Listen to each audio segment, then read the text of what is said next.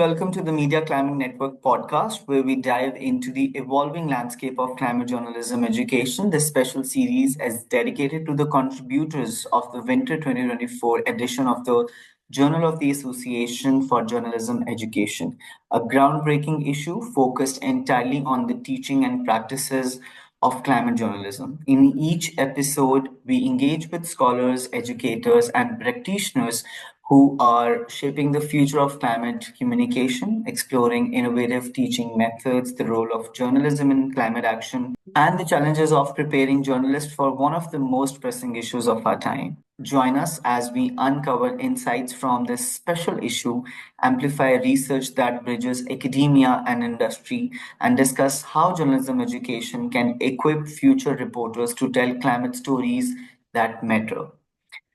Thank you so much, everyone. So we have Joy with us today. I would request Joy to quickly introduce herself. So over to you, Joy. Welcome. Thanks, Dr. Syed. Thanks for inviting me to share and talk about climate journalism education.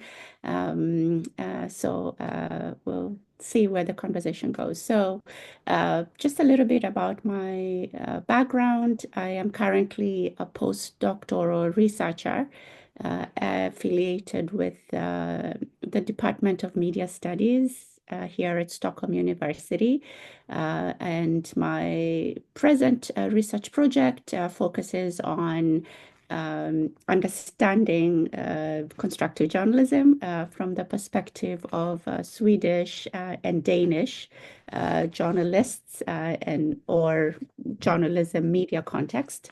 And I have a special focus also on understanding how constructive journalism can be incorporated in reporting elections more constructively within this two contexts. So that's a small, brief introduction about my background. Yes.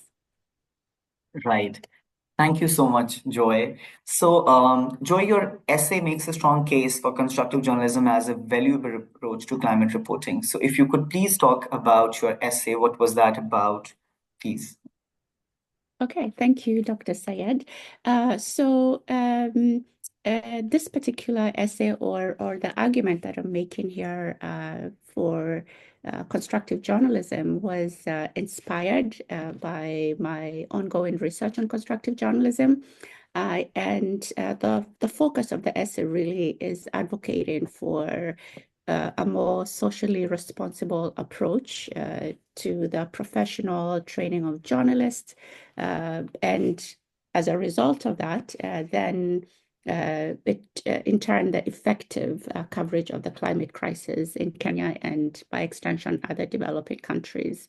So in the essay, of course, I propose that constructive journalism can make a useful framework to achieve these tasks. And this is because I argue that it's a comprehensive approach, it's a comprehensive framework to news reporting that especially emphasizes solutions narratives over problem narratives that are consistent in news coverage in general. So constructive journalism sort of confronts what some people have said problematic conventional journalism news practices, which often focus on conflict, alarmist perspectives, sensationalized perspectives, neglecting evidence-based and solutions-oriented reporting, which is kind of what we would like to see when it comes to climate journalism. So this problematic news practices can be especially harmful in the Kenyan context and in other developing countries, because as you know, these are countries that are significantly negatively affected by climate change, despite contributing the least to its causes. So constructive journalism presents a framework that would sort of try to change the narrative, try to change the reporting and the presentation of this issue to the news audiences. Right. Thank you, Joy. This was very informative. I'm sure your research is going to help a lot of journalists understand the role of constructive journalism in general and specifically telling climate stories. Um, just for my information, also, Joy, because we all know that constructive journalism challenges traditional news values that emphasize conflict, negativity, and elite voices. So, can you break down the key differences between constructive journalism and conventional reporting approaches? Or, like, what are the key differences? Sure, that's a great question. One of the distinctive features or key elements of constructive reporting is this idea of prioritizing solutions-oriented narratives as opposed to conventional traditional journalism practices, which tend to focus more, as you said, on the conflict or problematic narrative. So it doesn't mean, of course, that we shouldn't define what the problem is. It's important to sort of define what the problem and then but not to leave the conversation there, to move the conversation forward by pointing our audiences to solutions orientation. So that's one of the distinguishing elements of constructive journalism.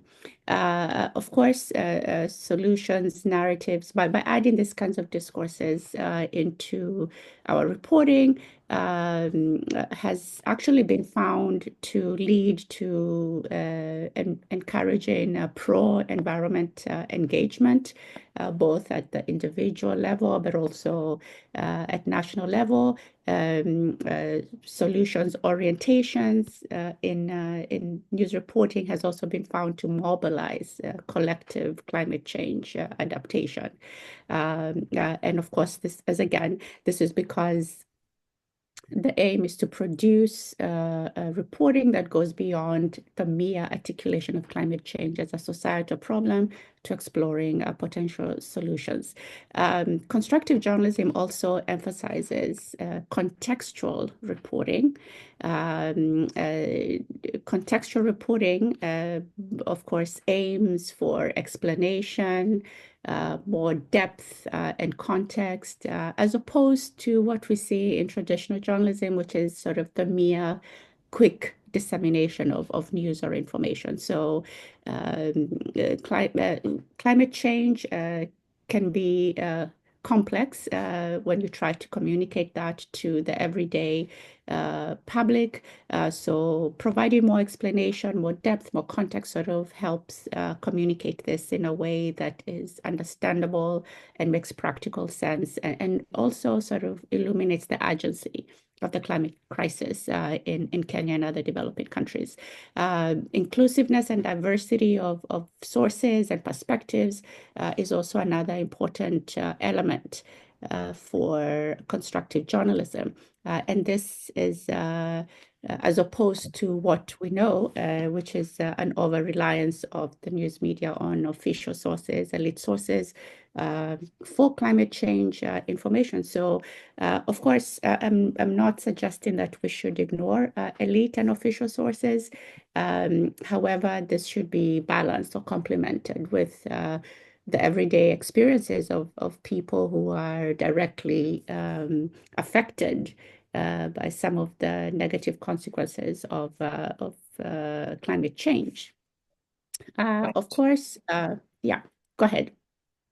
No, good. Thank you so much. And with that, I had a follow-up question.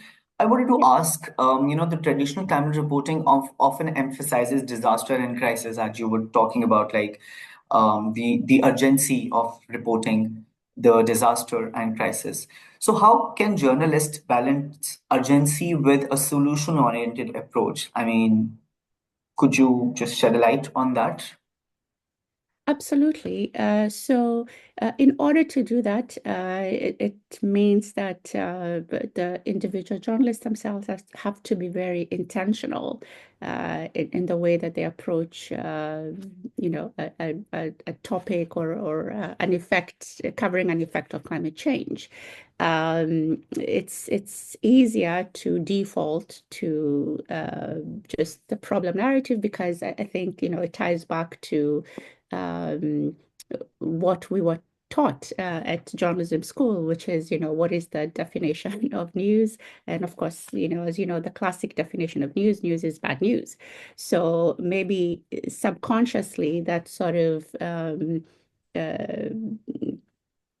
prompts journalists to automatically tend toward, okay, let me just focus on the conflict because it's easier, you know.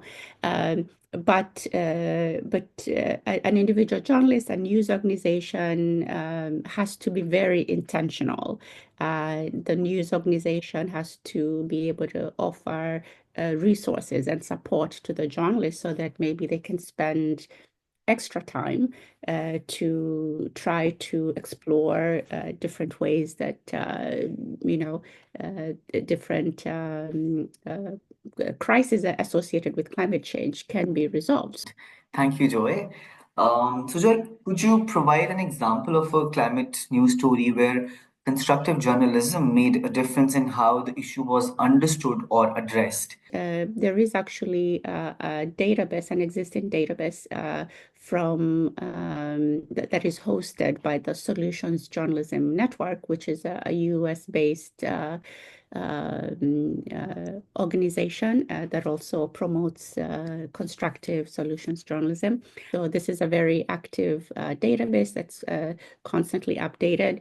The Constructive Institute, which is based in Denmark, also is another great resource for journalists or educators who are looking for examples. There's the African Uncensored, which is an independent news organization, which is domiciled, the headquarters are domiciled in Kenya, and they're really doing a good job in terms of